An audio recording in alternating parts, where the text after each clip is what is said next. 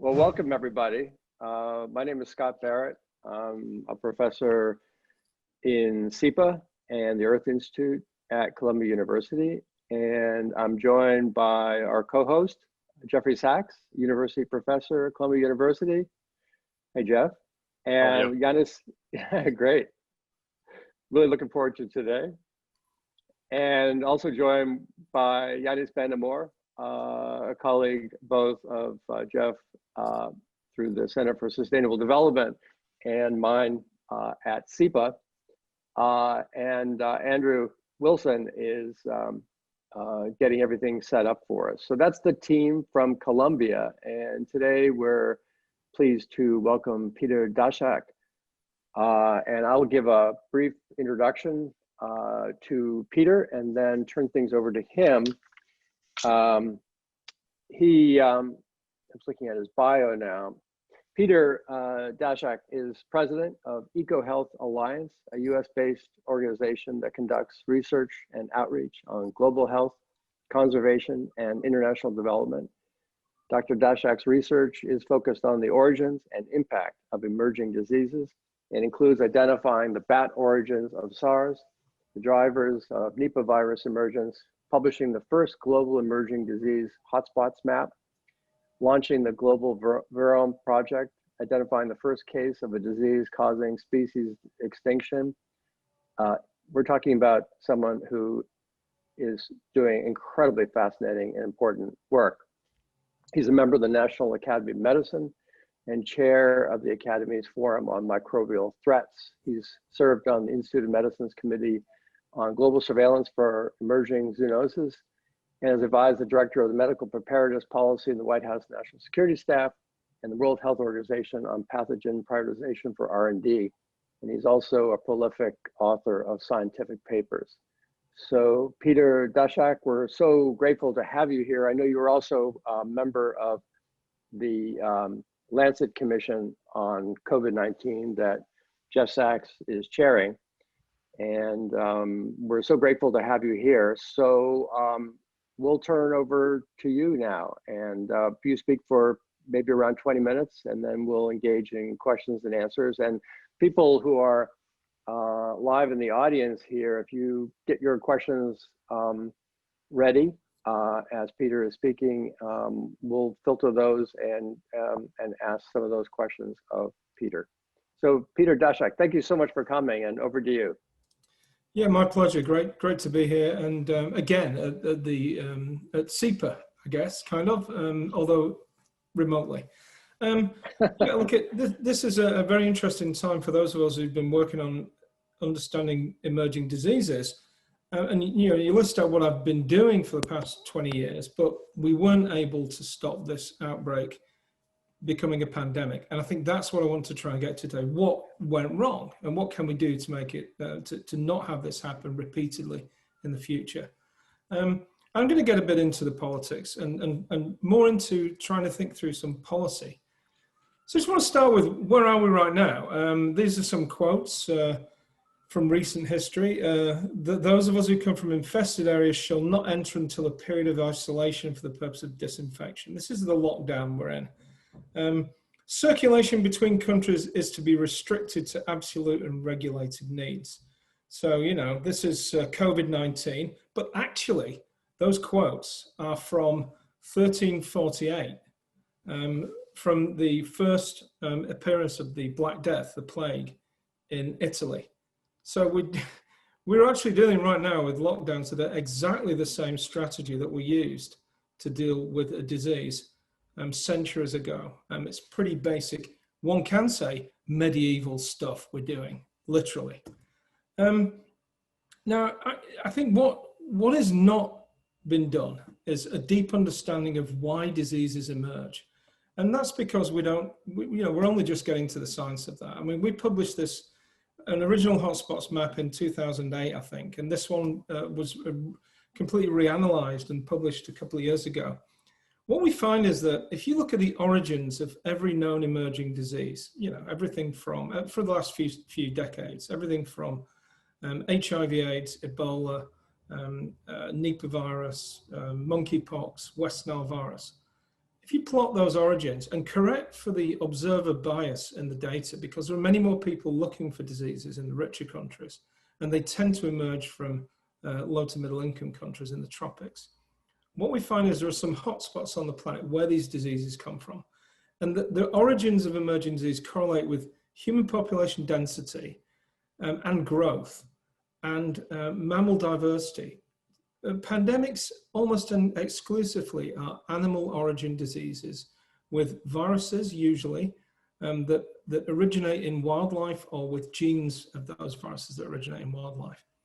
And this analysis also shows us that global environmental changes are correlated with the origins. And in particular, change in pasture and urban extent there essentially is land use change. 31% of emerging diseases originate from the broad process of land use change.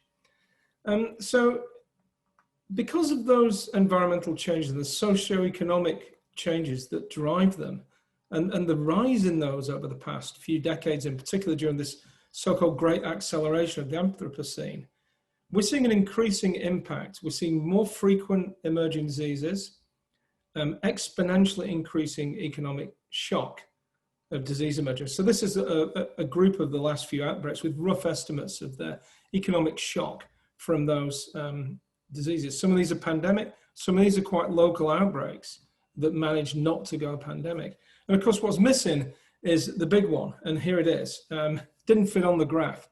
COVID-19, trillions of dollars in economic shock to the system. And this is a disease that is likely to be with us forever. There are coronaviruses circulating seasonally in humans that have been here for centuries that seem to also have a bat origin. This is nothing new. SARS-CoV-2, the cause of COVID-19, was first found in a seafood market that also sells wildlife and livestock. This is Huanan Seafood Market in Wuhan, Hubei province, China. But it's unlikely that this is the original point at which this virus got from animals into people. When you look at the phylogeny of the virus, the genetic code, line it up against every other known coronavirus, it's clearly a bat origin coronavirus. The closest relative is a bat coronavirus from an abandoned mine shaft in South Yunnan province. There's another close relative from a bat in Xishuangbanna, South Yunnan. This is where the hotspot for coronaviruses are. They live in bats. They're a bat fecal oral microbe that cycles very extensively in bat species, which are abundant and diverse in southern China and neighboring countries. And this is exactly where probably SARS-CoV-2 originated. This is a place in Yunnan province that we go to regularly. It's about 2 hours drive from Kunming, a city of 8+ million people. And it's pretty old school. It's very rural Chinese landscape. There's tea plantations here and various other crops. And there are lots of caves. This is a limestone karst landscape, as is a lot of Southeast Asia. Very abundant bats, very diverse bats. And in this one cave, we were able to essentially recreate the SARS coronavirus. You know, if you look at every virus that's in those bats over a period of a few years, you find every single genetic element of the receptor binding domain of SARS. And that's what allowed SARS to infect people and spread.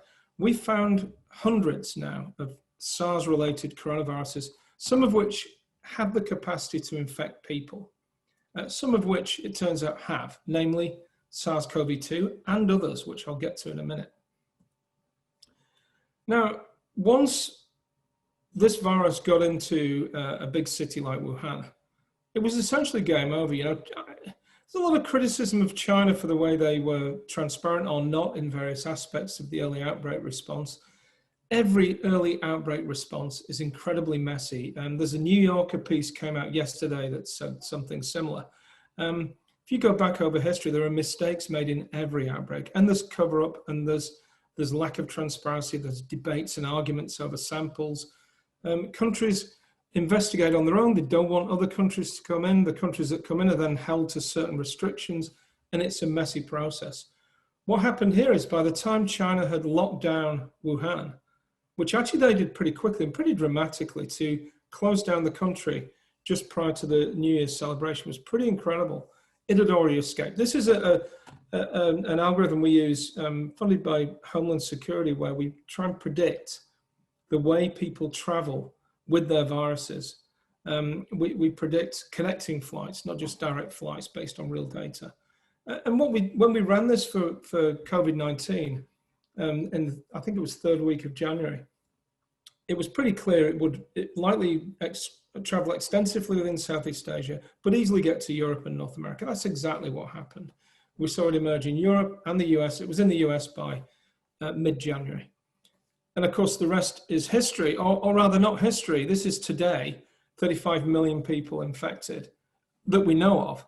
And WHO estimates 700 plus million, a tenth of the world's population. That's still 90% susceptible.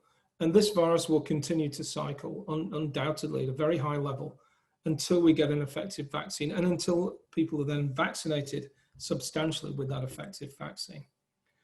So what can we do about this problem of pandemics? And our data suggests they're increasing in frequency. They're coming quicker, there's more of them, they spread quicker, they kill more people, and they will cause a bigger economic impact. We can't survive this. It's an existential threat if we just let this continue. And we can't have our global economy crashing at this rate every 10 years.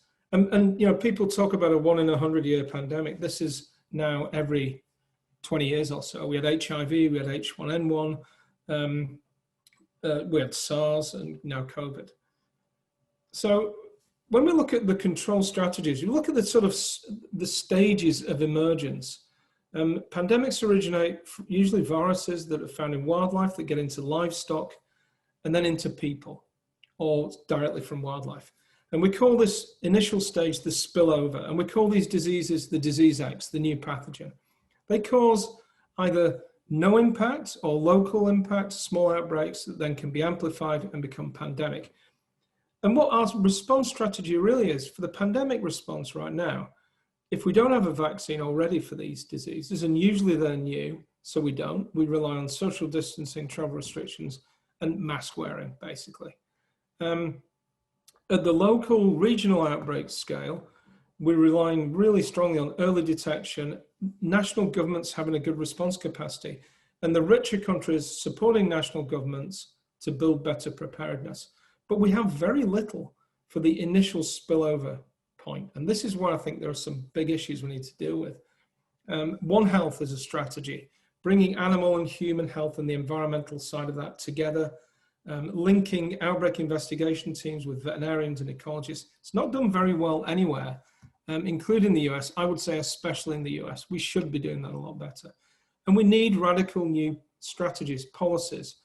And I think this is where the conspiracy theories come in, because this concept of how pandemics emerge is not widely understood or widely appreciated. And when a new nasty disease emerges, people know that labs have been working on these things, and they come up with these ideas that these viruses came out of a lab. It was said for HIV. It's been said for just about every new emerging disease. Someone has accused a country of designing a virus in a lab and releasing it. These conspiracy theories fill the void in our understanding, and they especially circulate among people who feel powerless in the face of a pandemic. And with social media, it's incredibly rife right now, and it's particularly damaging. If we look at the policy landscape, remember that schematic: spillover, small outbreak, national or international spread. We have policy measures for pandemics. WHO have the R&D blueprint where they list potentially pandemic pathogens and get money for companies to design vaccines against them, including against unknown diseases, a sort of broad vaccine strategy, a sort of broad-based vaccines, broad-based drugs. WHO have an outbreak alert response network. OIE, the group that deals with animal trade, looks at issues and tries to prevent trade of infected animals.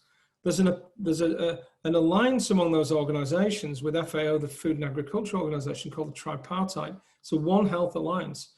but it's a response strategy. It's not a prevention strategy. There are groups like CITES that deal with the trade in wildlife and endangered species. They don't do health. OIE that does health in animal trade doesn't do much in wildlife, and that drives a lot of outbreaks. So there's a gap, and there's an especially gap around the prevention side.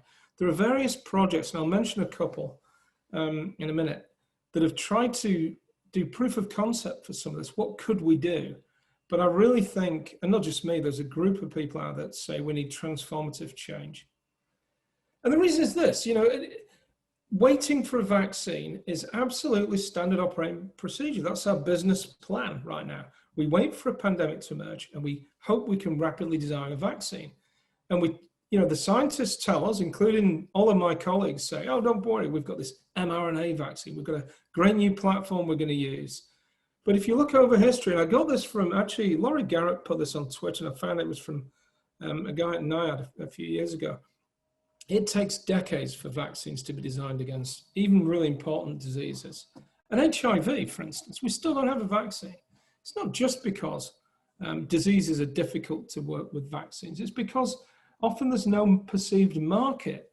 And we have things like CEPI that come in, the Coalition for Epidemic Preparedness Initiative, to try and drive venture capital to companies to produce that market. We have government promises of buying up for a national stockpile that they then reneged on in Ebola that undermine this process. It's not easy. So these are three things I think we've got to do. We need a better effort to identify the unknown viruses that could be the next disease X. It's not rocket science. There are a few million, maybe 1.7 million, maybe a few thousand, a few tens of thousands out there in the wildlife. We know where they are, we know what to do. We need broad-scale behavior change and policy programs, not just for communities, but for companies, for governments, for whole sectors of society, like the travel industry that's hit really hard with pandemics.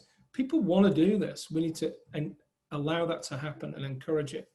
And we need more effort for broadly acting drugs so we can prevent the unknown diseases while working from the known diseases. And, I'm not going to read this quote out. It's an awesome quote. Yes, it's Donald Rumsfeld, Jeff. Yeah, I know he's a Republican, but what a genius. No. But we'll come back to that. This was about terrorism and the idea that we know about the potential for some unknown attacks, but then there are real out there things that could happen. Well, it's the same for viruses. We know the types of viruses that emerge. We know the species of wildlife they're found in. We can find them and line them up and get ready. And that's essentially what the Global Virome Project says we should do. We costed it out for 70% of the unknown diversity of viruses on the planet. It will cost about $1.2 billion. You could annualize that over 10 years. It's a doable project. No one wants to spend the money up front. We've been doing some small scale work on this. We've found over 500 sequences of bat coronaviruses in China. Any one of these could be a future pandemic. We just don't know until we find out. That includes the closest relatives to SARS-2. The pangolin viruses are there, more distant. But what about any one of these could be potentially pathogenic? We've been working to get them in the lab to look at the sequences, find out what the surface proteins are. Can they bind to human cells? Can we triage the high-risk ones and design a vaccine that covers that group? We know where they come from. This is a map on the left of the emerging disease hotspots for Southeast Asia. Yunnan is hot, but there are much hotter places in the region, like Myanmar, Laos, Cambodia, Vietnam. Likewise, this is a map of the predicted unknown viruses in the region. So we should be out there looking for these viruses, working with communities, seeing who's getting infected, what behaviors they do, running programs to try and reduce risk. We estimate between 1 and 7 million people a year get exposed to bat coronaviruses in this region every year. So, that's the thing that the conspiracy theorists need to understand better. The real long shot lab accident hypothesis is just nothing compared to what happens every single day in rural parts of the world. Right now, I'm almost certain that somebody in Southeast Asia is walking around infected by a new bat coronavirus that may or may not be making them sick, that could or could not lead to the next pandemic. So we're running programs to work with rural communities that are at risk, trying to educate them on the risks and change that. We're working with land use change, the biggest driver of emerging diseases globally. And this is a palm oil plantation in Malaysia. Massively important from an economic growth point of view. It decimates diversity. There's a huge issue around sustainable palm oil use. There's a real push for that. What about the pandemic cost of things like palm oil production? We estimate that if you include, this is a future trajectory of how much land you should convert in Malaysia to maximize economic production. And if you ignore the value of ecosystem services, biodiversity loss, or health, in this case, just one disease, malaria, you ignore about 15 to 20% of cost that you're going to suffer in the future. And diseases don't go away once they've emerged. They stay and annually continue to increase the cost. The problem is the actual amount of land that's been deforested has already massively exceeded the ecosystem service threshold and the health threshold. But there are some real things we can do with that, I think. And then finally, there are efforts to use what we can do with viral discovery and get those other so-called pre-pandemic viruses or zoonotic viruses into vaccine and drug discovery. In fact, remdesivir was tested against these bat coronaviruses a couple of years ago, a few years ago, to show that this was a broadly acting drug and not only would get you if you got SARS, but also MERS and any of these other bat coronaviruses. So we can get ready. We need strategies to do it. Just finally, if you run the numbers forward, and this is before COVID, we estimated a $2.3 trillion impact of pandemics over the next 30 years. If you can reduce the numbers of cases caused by these diseases by 1%, and the cost of doing that, we estimate you get a 9-to-1 return on investment. That's incredibly high. And this needs to be done in more detail and really worked out how that would work. But it surely is something we should be doing. So I want to thank you all there and thank all our collaborators, including and especially the people in China who've gone through hell and are still going through that in some cases, despite them having successfully dealt with this outbreak. And look forward to any and all questions. Oh, Peter, that was brilliant. I'm happy to go first, but Jeff, you a little bait was thrown out there your way, so I think you may want to join in first. No, it's okay. We'll pass on Rumsfeld. He caused an avoidable war on his theory, so I don't want to go there. But I do want to stay. Yeah, that's probably the way you say that is probably a bad reason to use that as an example. Yeah, it wasn't used well. It's good theory. No. It really wasn't. But I don't want to actually stir us away from your absolutely central topic. Scott, why don't you start? Yeah, and I have a lot of questions also, but thank you brilliant. so much, Peter. Brilliant. Peter, this is both fascinating and important. And I know you've only touched the surface. I had a question. Your approach, one thing that's striking about it compared to most of what we hear in the United States, at least right now, around COVID, is it was very global in your perspective. It wasn't really about nations, it was really about the world itself. And of course, that's right, because we have global threats and we have globalization, and it's in the nature of the emerging infectious diseases in the modern world that everyone is vulnerable. So we're all in this together, but our approaches are often very fragmented, right? And actually almost never more so than over the response to COVID, which that's probably the most striking thing about the response, is just how fragmented it has been. And what you're proposing is an approach that is the opposite of that. And you were also focusing at the the part of the timeline that hasn't gotten a lot of attention, which is really about prediction for the future and about prevention. Because as you said early on, a lot of these outbreaks are being caused by humans disturbing the natural environment and without taking into account the consequences of those disturbances. So you put up a slide with different international organizations and their areas of responsibility. You had the World Health Organization, you had the OIE. I can never remember those exact what it stands for, but the OIE on animal, as you said, trade and so on. And you had CITES and all of that. So another one to put up there, which I'm sure you know, the International Health Regulations, which is basically the only legal arrangement we really have for this area of emerging infectious diseases. And that was revised in the wake of the SARS and earlier, the first coronavirus threat for pandemic.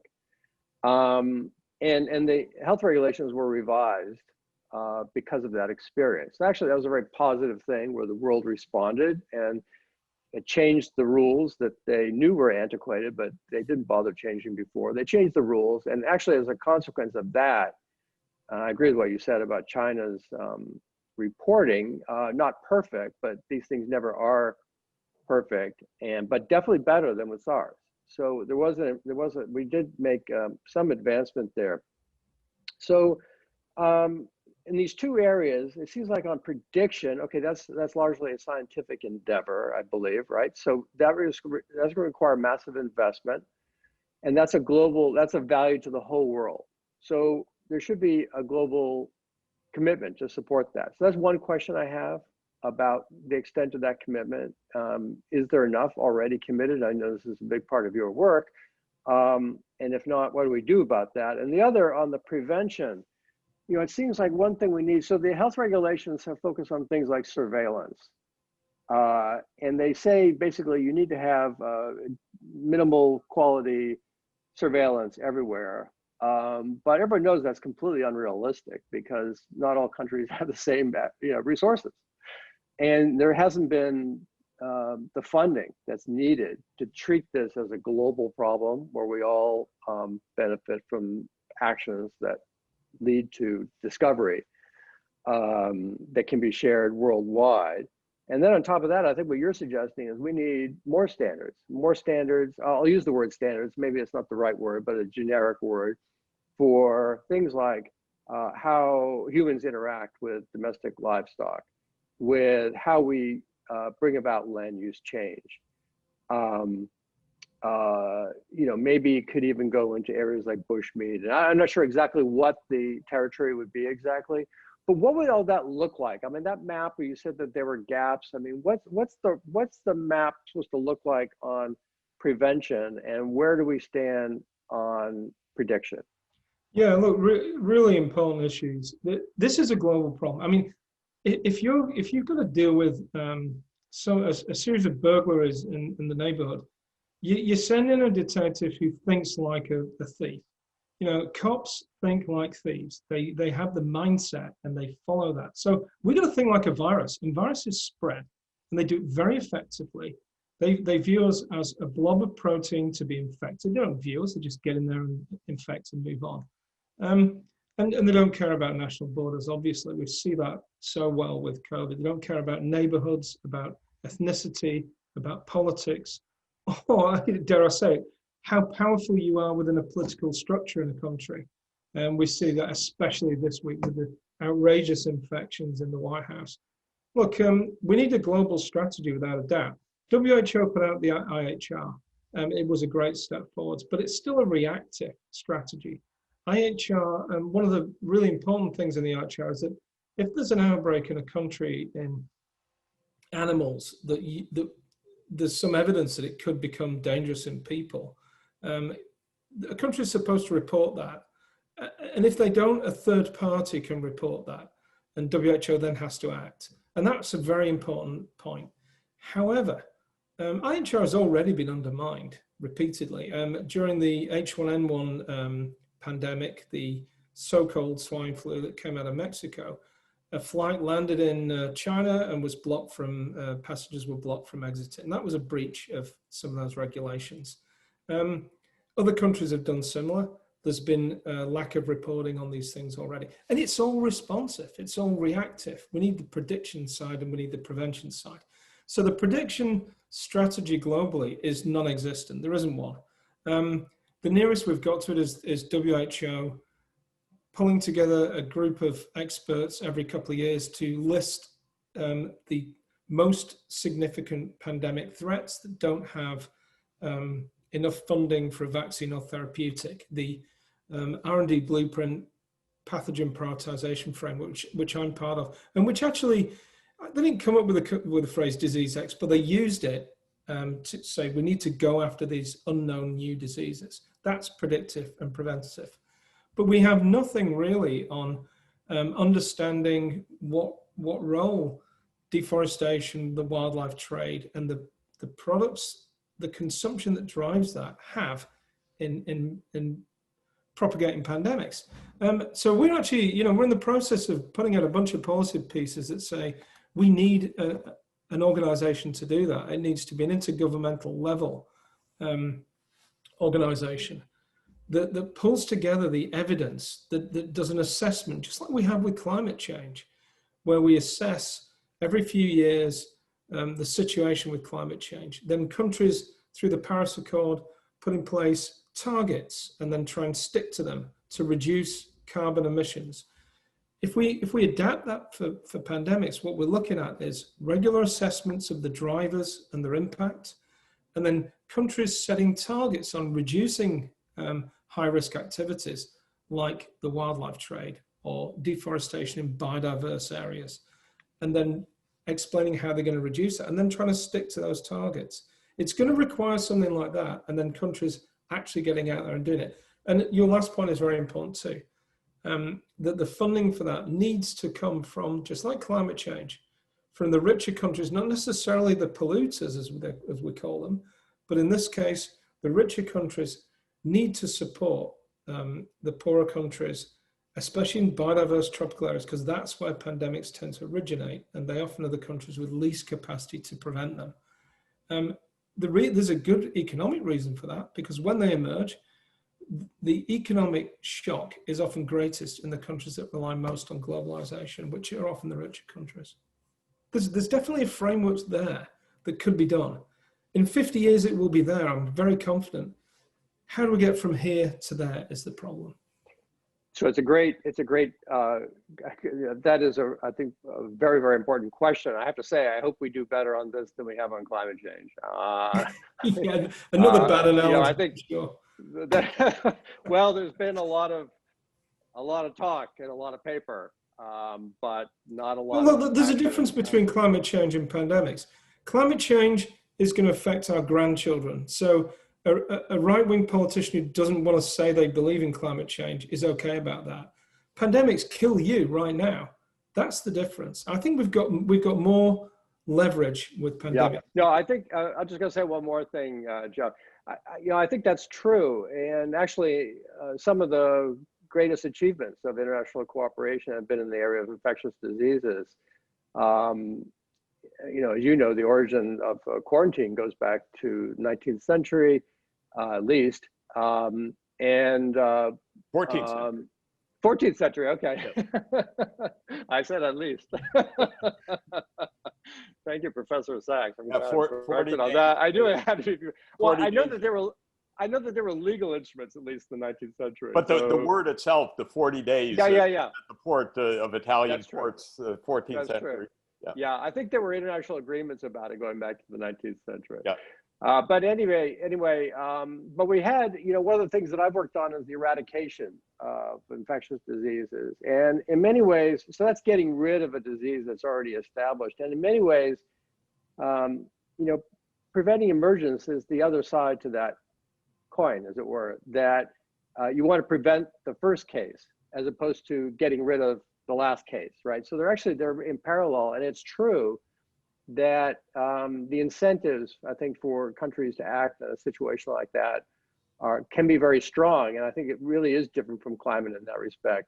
So I think there is a a possibility here, and I think that's an excellent agenda. I think for those of us on the academic side, because this is going to require some thinking, and also for people who want to shape the global system. And I hope those people are lining up, because we need them to help out, hopefully very soon.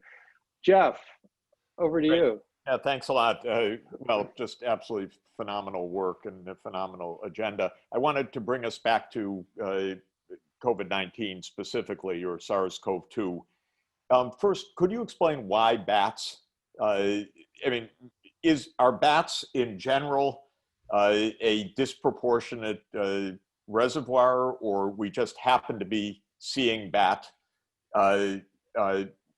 zoonotic events with SARS and Ebola and this one? So is there something about bats in particular, is question one, as opposed to other avian viruses or other animal reservoirs?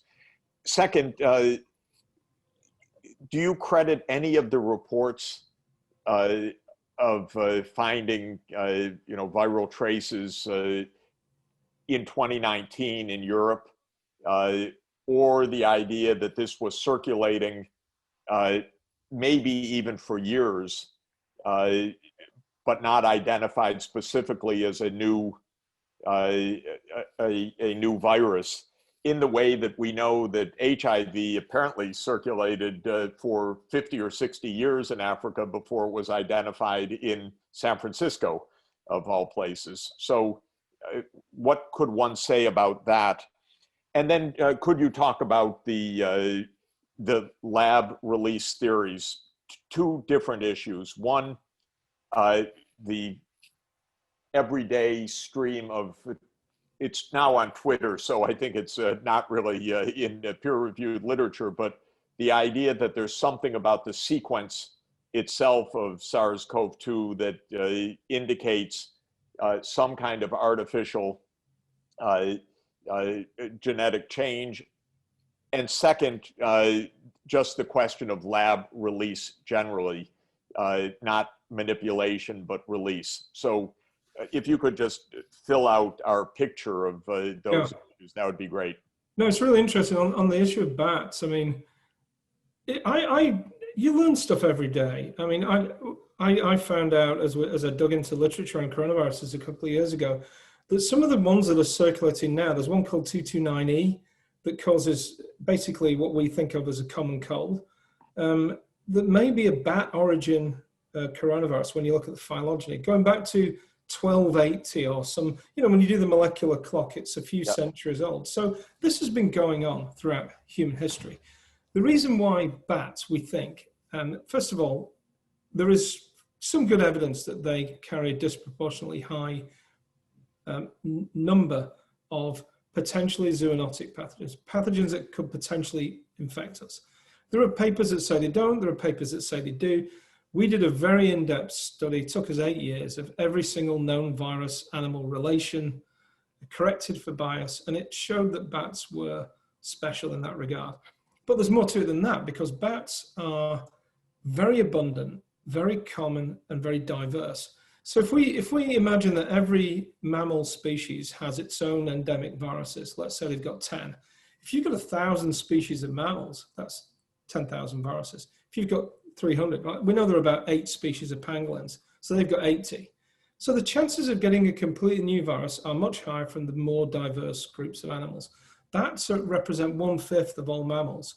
They're surprisingly diverse. We don't know that most of them. I didn't know that till I spoke with some bat people. Yeah.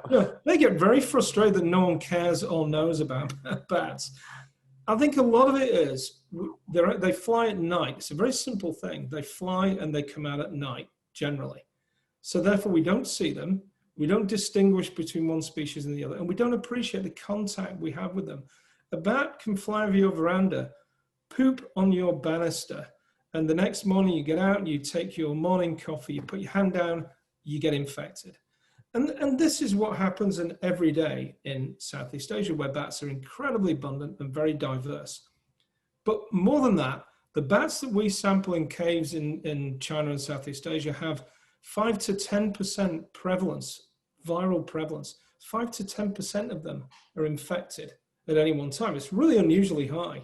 Most animal viruses are around, 0.1 to 1%.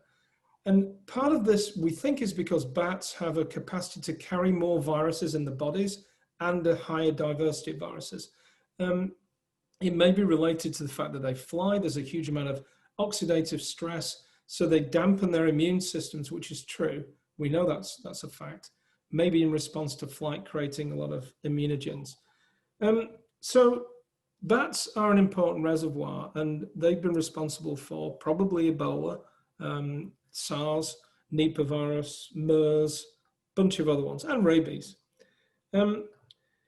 Then on the issue of this, how long has this been out there? Most emerging diseases have been out longer than we think when we first find them. If you think back to the emergence of hantavirus pulmonary syndrome in the US. Now, the US should be really good at finding viruses. We've got the CDC, we've got a huge amount of money we spend on research every year. Well, when hantavirus pulmonary syndrome emerged, it was in rural, poor population. It was actually on the Navajo reservation in the desert Southwest. A group of people that have been treated badly and didn't have the capacity and didn't have the same level of healthcare. They've had hantavirus infections for decades. In fact, it was in some of the folklore, some of the stories of old. So these things, cycle, often unknown. You find them, and then after a couple of years, you start looking at archival specimens and say, actually, it's been around there for a few months. So with SARS, we knew that SARS was circulating in Guangdong for three plus months before it was found and before it got out of China. I suspect SARS-CoV-2 was circulating in people for probably a few months, probably a few weeks, maybe a few months, maybe longer, in China. I suspect that we'll find out. I think people will start to dig into archive specimens in Yunnan province or Guangzhou or Guangdong province and find samples that people have definitely infected. Some of the viral trace work that's been done in Europe is based on sewage and it's based on sort of metagenomic approaches that may not be as accurate. And they may be picking up cross-reaction with some other viruses that are out there, short sequences that are identical. So we don't know yet. I wouldn't be surprised. I mean, as you mentioned HIV, how more bizarre could you get than a chimpanzee virus emerging as a sexually transmitted disease globally and infecting 40 million people in a tragic, awful disease, crashing economies, ruining lives. These things happen. And HIV had repeated efforts. I say efforts, the virus didn't think about it, but repeated cycles into the human population, which then petered out. But let's talk about the two, you brought up the two main lines of thought for the conspiracy side of things. And I say conspiracy theories, I'm not being derogatory about them. They are conspiracy. First of all, they are theories with different levels of evidence. They're not proven, so they're theories. Secondly, they almost always require that a group of people conspired to either hide the truth or manipulate the virus. So they are factually conspiracy theories until they're proven or not. And of course, the problem with conspiracy theories is disproving them is nigh on impossible. It's impossible to prove a negative in this sense. We can't travel back in time and find the first person getting infected with SARS-CoV-2.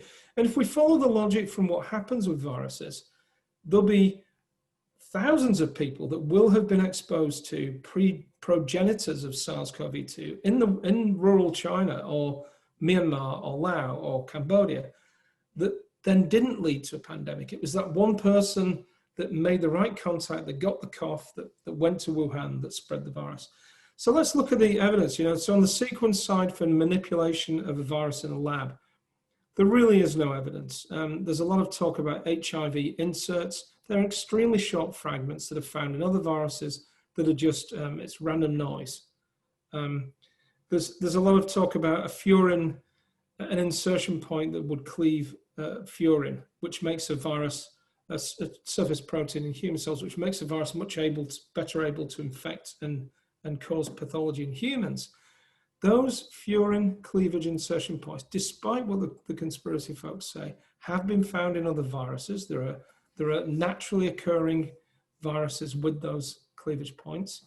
The point at which that cleavage, that insertion is in the genome is a very plastic point. There are other viruses, including a very close related virus to SARS-CoV-2, which is from southern Yunnan, RMYNO2, which has an insertion exactly there. It's not the same, but it shows that that point is very plastic. Other work shows that across different viruses, this is a place where insertions happen. Viruses do this. They evolve this way to infect cells. It's what their job is, their life history is.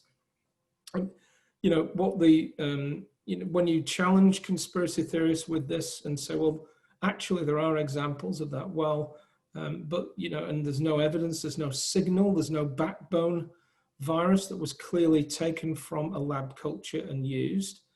Well, they say, well, of course there wasn't. They used one that you wouldn't expect. And then you say, well, there's no evidence that they manipulated. Well, of course not. They've got advanced techniques that cover up and then eventually you realize, well, it just came out of nature, most likely. I mean, there really is, follow that rabbit hole and you know, eventually it becomes such an obscure probability that it's irrelevant. And to this day, there is no valid evidence that this virus came out of a lab accidentally or by design. You know, on the COVID-19 Commission, we're going to look into this. We're going to look into this with a group of experts who really understand this work from the lab biosecurity point of view to the social sciences to the wildlife biology, and look at every single theory and assess what the preponderance of evidence says. You know, I think this is one of the problems we have.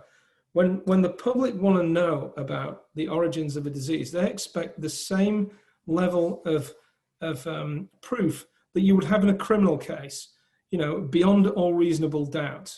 We're never going to be beyond all reasonable doubt with this. What we need to look at it is from a civil case, the preponderance of evidence. What is the evidence and what does it suggest? This is what science does. We take the evidence, we come up with hypotheses, we either refute or support them. And then we come up with a conclusion, a thesis that is still open to rejection or further correction. So it's going to be a tough challenge, but I believe eventually people will start appreciating these viruses are out there, they're spilling over every day. And if we don't do something about that, if we focus on the labs, we're going to miss the big picture for sure and just get another one.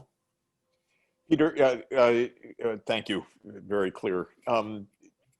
Does it matter? And is there any evidence, you know, in this sewage water in Italy or in Spain, end of 2019, that supposedly the virus was found? Is there anything to any of those reports from what you've seen? Well, you know, you can't dismiss them because at some point it could turn out to be true. It's not so far-fetched. You know, it's quite possible that this virus was circulating in Yunnan province, in Kunming, in the hospitals there, and someone traveled to Europe from there and there was a small outbreak. Before we knew about COVID, it would have been put down as a few people had bad pneumonia. It would have been elderly people probably got to hospital who get pneumonia, you know, so who knows? But I don't think the evidence is very strong. And, you know, scientists who say this doesn't look believable to me generally tend to be virologists who know that. Mm-hmm. So let's keep our minds open, but right now it's not very convincing. Great, thanks a lot. Yanis, do you want to ask a question? And then Sure. I have a lot of good questions. Yes, I see that. And we have very little time, so I'm going to ask some quick ones after you ask yours. Yeah, I had questions which are now actually follow-up questions, interestingly enough. So the first one is about this, the sewage water in Barcelona, which actually was in March of 2019.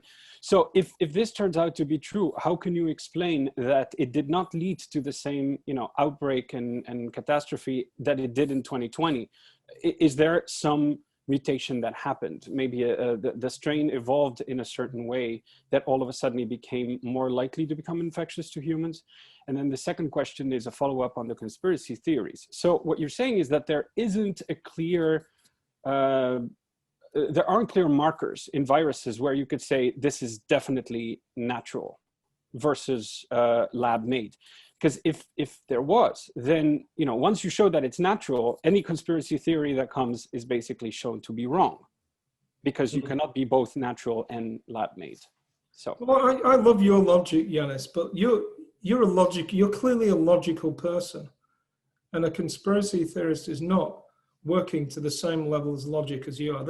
They're coming at this with a belief system that there is a cabal of mysterious international folks who are trying to kill people, design a vaccine and make money, or it's a nefarious government who's working to release a virus for their own political purposes, to subjugate the West, etc. So they're coming at with a belief system to start off with. So logic drops out of the window at that level. Now, there isn't anything that you can look at in a lab, in a sequence of a virus that would say this is natural versus manipulated. There are certainly things you could see that would suggest strongly that it was manipulated if it were. For instance, you know, if you think about, if someone wanted to design a nasty coronavirus and release it, you might take SARS coronavirus, which is in labs all around the world. You might genetically manipulate that to become better at infecting people. SARS causes 10% mortality, but is not as easily transmitted in the early stages of infection. If you could make it more aerosolized or more easily transmitted, that's not easy to do. You've got to manipulate various genes on the lab, on the virus in the lab. You've got to run tests in animals to see if it works. It's going to take years to do. And by the way, if you really are that evil, you've already got SARS. Why not just release that again? So the theory doesn't have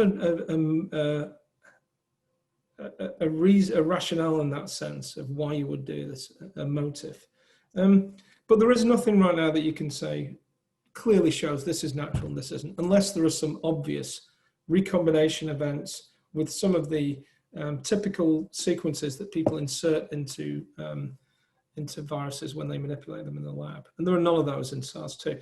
On the issue of if SARS-CoV-2 was circulating in Spain back in early 2019, why didn't it cause an outbreak? Well, it might have caused a small outbreak. Let's say it's true that it was. It may have caused a small outbreak that went undetected. It may have been a different virus. But, you know, it may simply be that one of the European bat coronaviruses has some sequence similarity to SARS-CoV-2 that we don't know about yet. There will be hundreds that have not been discovered yet. It may be that one of the naturally circulating coronaviruses has some sequence similarity that was picked up in this test. You know, another possibility is that the virus did break out, got to Barcelona, and was less virulent. Those things happen. All of those things happen.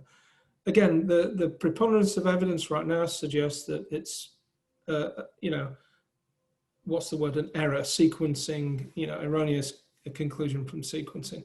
But, you know, the jury's still out. It's going to be interesting to see more of that work. What really would be interesting would be diving into the freezers of pneumonia cases in hospitals globally. Why? I'm sure people are doing that. I'm sure they have done it in Paris in December and found actually that it was SARS. Yeah, too. Yeah, early December, and I'm sure that there'll be more work in China on this, and that will be very interesting. And let's see what happens. But that's going to be the real clear evidence that this thing was out there circulating. Won't be a total surprise. So I'm going to ask you a couple of questions now, Peter, from the audience. We have a lot of really good questions, but I ask you a couple simple ones because we don't have a lot of time. So the first is from a colleague of ours at the Earth Institute, Lex Van Geen. And he says, you seem to suggest banning live animal markets is not going to make much of a difference. Could you expand on that? I'd put it a little differently. I mean, shouldn't we just ban these markets? You know, it's a really, so the audience member from the Earth Institute is sharp. That was a good find, mate. Yeah, look, so I never said ban wildlife markets, but people are out there saying that. There are some organizations saying we should ban wildlife markets. China has said they're going to ban the wildlife trade.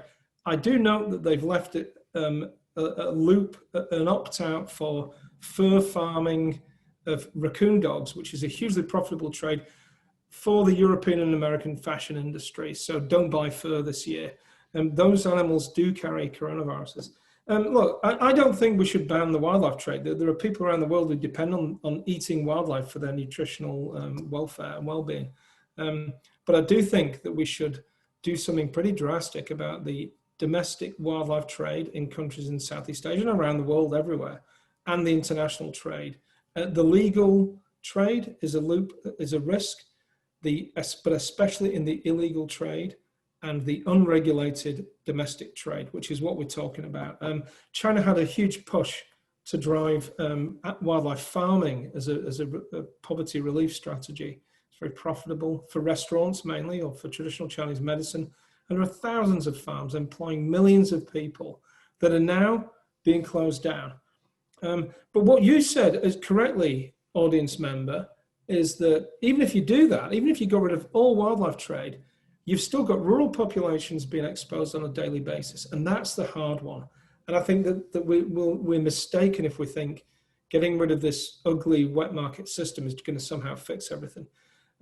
First of all, it's going to go underground because it's 5,000 years of culture behind that. And by the way, we eat wildlife here in the US, deer, rabbits, lobster, let's not be so judgmental.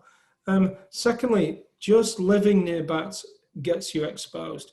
So let's think of every possible behavior pathway that drives risk, and let's find ways to reduce them. It's going to be a lot of work, but it's got to be done.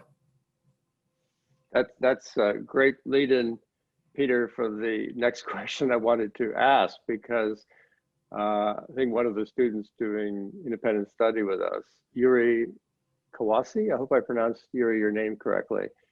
He asks, it might be a radical, unrealistic notion, but if living near bats is so dangerous, this is just where you left us off, Peter, could we eradicate bats around densely populated areas? Well, you could do, you could go out and eradicate bats. There's been a whole series of papers that clearly show that if you eradicate wildlife to control disease, you simply free up a niche for other wildlife to move in. And by the way, bats do fly. So they're going to fly in the next year. They're going to find a nice cave system that's open, and they're going to bring in their different viruses. So you may actually increase the risk of zoonotic transmission by culling wildlife around urban areas. And, it isn't really an urban area issue anyway. Urban areas do a good job of messing up the environment so much that wildlife disappear. This is rural populations, like the picture I showed you in Yunnan province. And bats are abundant and common and diverse. And by the way, getting rid of bats would, first of all, I find it heartbreaking. They're beautiful little animals and they have an incredible life cycle. Some of those very small insectivorous bats live 40 years. They're some of the longest lived small mammals on the planet. They have one pup every couple of years. They're incredible. Not only that, they do incredible services for us. And there's some pretty well worked out examples of, for instance, Mexican free-tailed bats worth billions of dollars to the US agricultural production because they eat moths that lay eggs that become caterpillars that destroy our crops. Some bats eat mosquitoes. Some bats pollinate plants, including, if you like tequila, the agave plant, which therefore is dependent on bats for your alcoholic consumption and fun. So let's not do that. Well, that's one of the best examples I've given for why we should support biodiversity conservation. It's a New York example. Which I definitely support. I think humans have done quite well over many millennia with living with nature, and the problem is much more the way we're already disturbing nature. So disturbing it more, I don't think is going to bring great rewards to humanity.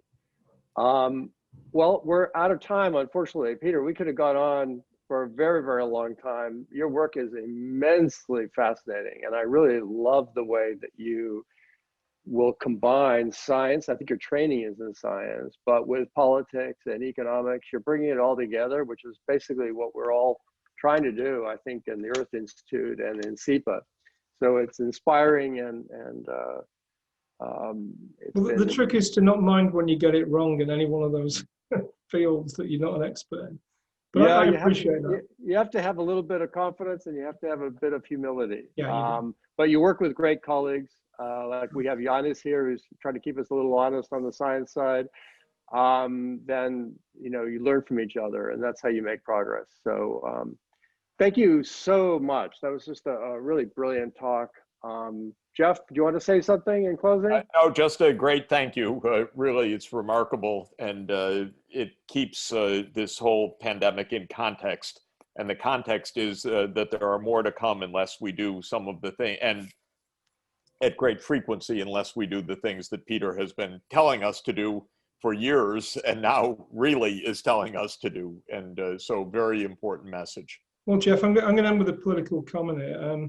I've come up with a brilliant phrase for what we've got to do to make a better world out of this pandemic. It's build back better.